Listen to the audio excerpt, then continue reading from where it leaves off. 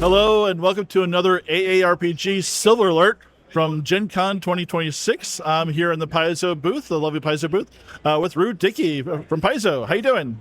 Hello, it's wonderful to be here. My name is Rue, and I'm Paizo's Associate Director of Marketing and Media. Well, we've met a few times. It's the first time we have you sat down and talked, so this is great. We'll get to know each other a little bit. So how long have you been with Paizo? It'll be a little over 3.5 years this month. So I've been with Paizo since April of 2023 is when I started. That's great. What's been your favorite thing about this particular Gen Con?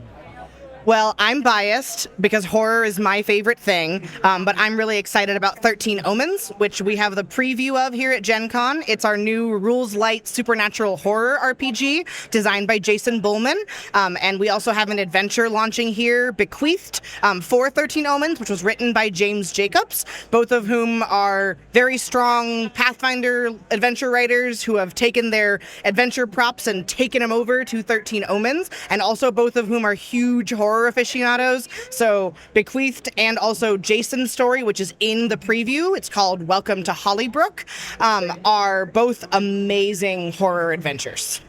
Well, what a coincidence. That's actually what I wanted to talk to you about, because if you've watched us before, watch our actual plays, we do quite a bit of horror from, Alien and Brindlewood Bay and all that good stuff. From reading the little blurbs about it, it does not sound like Scarefinder. It sounds like something completely different.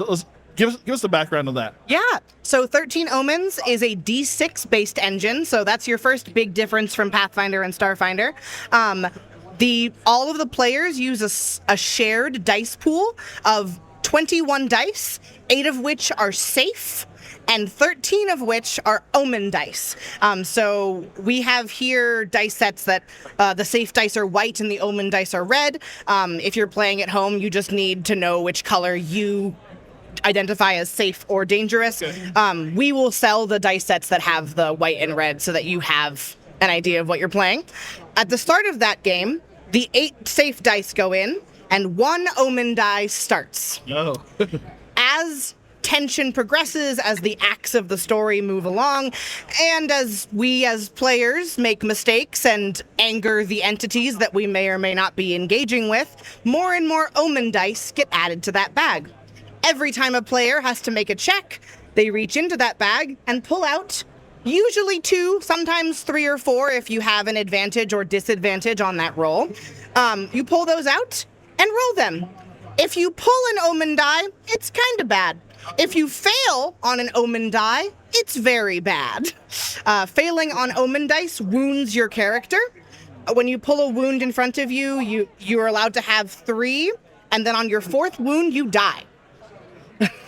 This game is built for one-shots, and it is built for destroying player characters. I love it. We have at the show, we're doing demos, and we have little ribbons for I died versus I survived at the end of the demo. One of these is running out way faster than the other. I'll leave it at that. So if I understand correctly, so you're reaching to the dice pool blind? Yes. Okay, so you have no idea. No idea what you're pulling out of there.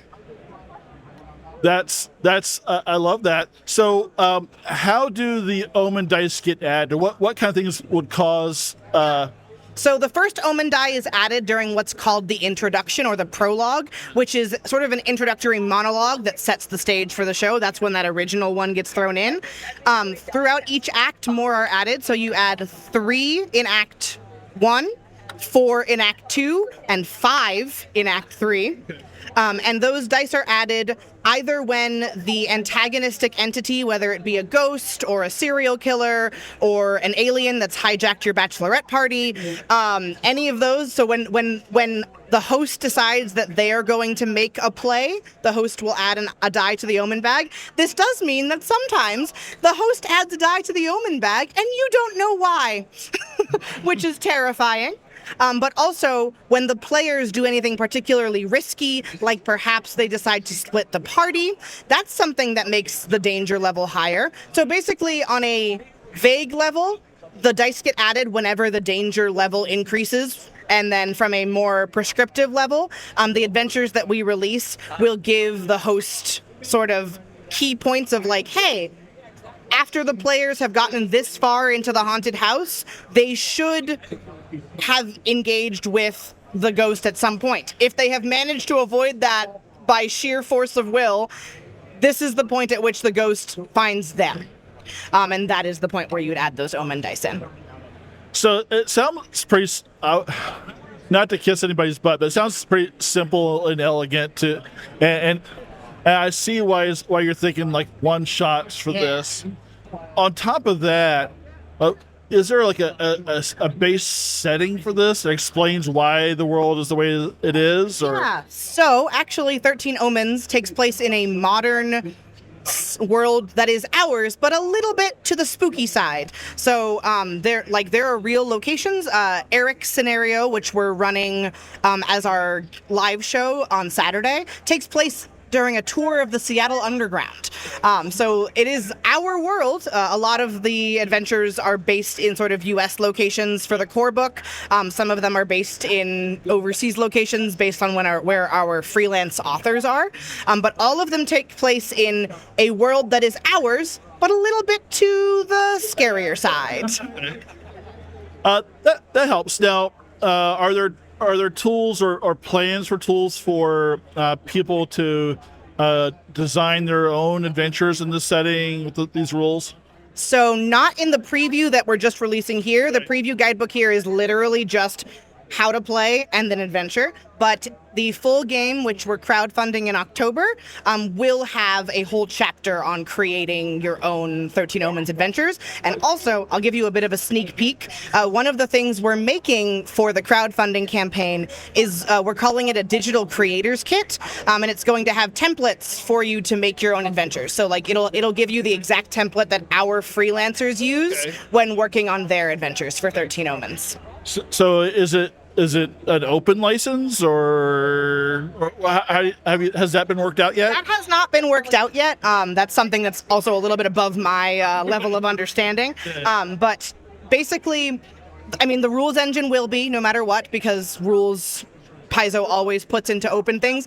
What we may not put into the open license is we are doing some world building that is like what makes 13 Omens' world separate from our canonical Earth. Like, for example, in Jason Bullman's adventure for the preview, the ghost hunting team is called the Ghost Chasers, and they appear again in the core rulebook in a different adventure. So those characters will likely not be open, but the rule engine for 13 Omens will be. Okay, so we'll do something like that's free and open, like Ghost Busters or something like that. Sorry, I'm pretty cheesy. How do you build characters, and what kind of choices are there for making your own character?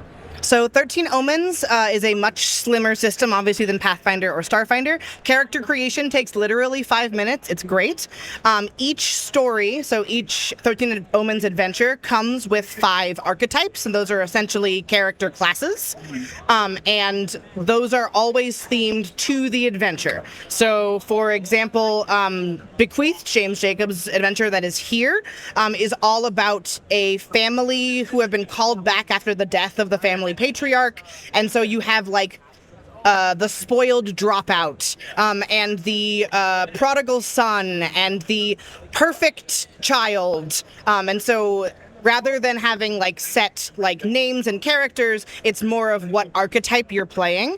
And each of those archetypes, there will be 5 skills that everyone shares. These are just the standard adventure skills like fight and dodge and like intelligence-based things, that sort of thing. And then each character will have 5 skills that are adventure-specific.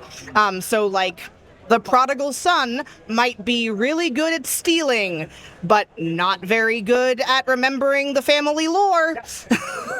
And so that's kind of how character building works. So when you build your character for 13 Omens, all you have to do is sort of go down the line and assign values to those stats. So if you want to have a really high strength character who's good at fighting, you put more of your points into fighting. If you want to have a character who's a little bit more cerebral, you'll put them more into the like charisma and intelligence-based scores. And it's just there's a list of numbers essentially, and you knock those numbers in, and those are your scores. And then you also will get to pick your perks. So perks are like If you ever played a Powered by the Apocalypse system, perks are a little bit like the moves that you pick at the beginning of one of those. And then you pick your equipment. So each archetype has a list of like 15 items you can choose from. You pick 3 of those items, and those are the equipment you've brought with you. Okay, that makes sense. So character creation is super quick. One-shot game, horror. Number of players you recommend? 4 to 5. Technically, you can play with fewer than 4, but it gets really messy because if one of you dies and you're only playing with 3 players, then it's 2 people versus the ghost, and it gets really rough. So we recommend 4 to 5 players, just so that when inevitably someone dies, you're not then scrambling to finish the adventure. Or if you want to die quickly, you can play with 3 players, and then all of you will die. And then there will be potential for more than 5 players during the crowdfunding campaign, because there are some non-story locked archetypes that can be unlocked through the campaign. Because essentially you can't have more than one of the same archetype. So at launch, you're locked to those 5 players, but there will be some universal archetypes that can be implemented in any story, and at that point you could then expand your player base. Yeah, that actually that makes sense. You beat me to it, because it sounds like for the scenarios, you're probably, even when new scenarios come out, you probably have a whole new set of archetypes for each new scenario. So that's really cool. So crowdfunded in October. When do you think the actual product? I know you don't know, but if you had to look at a crystal ball and guess when this will actually ship. If I had to look into a crystal ball, I would say maybe May of next year. That's more specific than I was expecting, so that's cool. That is what we're hoping for. So okay, May. I think we covered a lot of ground with that. Or anything I'm missing out from 13 Omens that we didn't cover? I think something that I'm really excited about, and that we're really excited about 13 Omens, is the versatility of horror.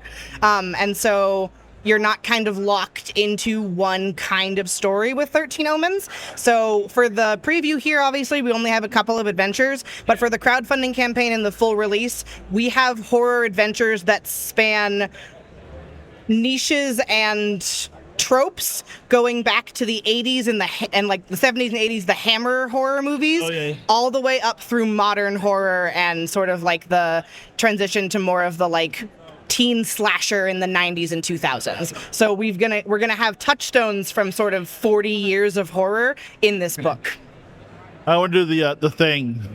That's Ooh, The Thing is something that you can absolutely recreate in 13 Omens. One of the things that James Jacobs and Jason Bullman and Joe Piscini worked on when they were developing this was sort of making a game that gives you the exact same tension arc as watching a really good horror movie. And so I think they've done a really great job. Last one thing I didn't, is there a sign up yet for the crowdfunding? Is that okay? So I will link that in the show notes. So just click down there and like, subscribe, all that bullshit. It's real easy. It's 13omens.com, and you can do either the number 13, or if you want to type more letters, you can spell out the word 13. Well, that's awesome. Ruth, thanks so much for sitting down and talk with me. Pleasure actually getting to know you a little bit more. And thanks from the AARPGs. And any last words there? I hope everyone has a wonderful Gen Con, and I hope to see you scared and spooky October 13th.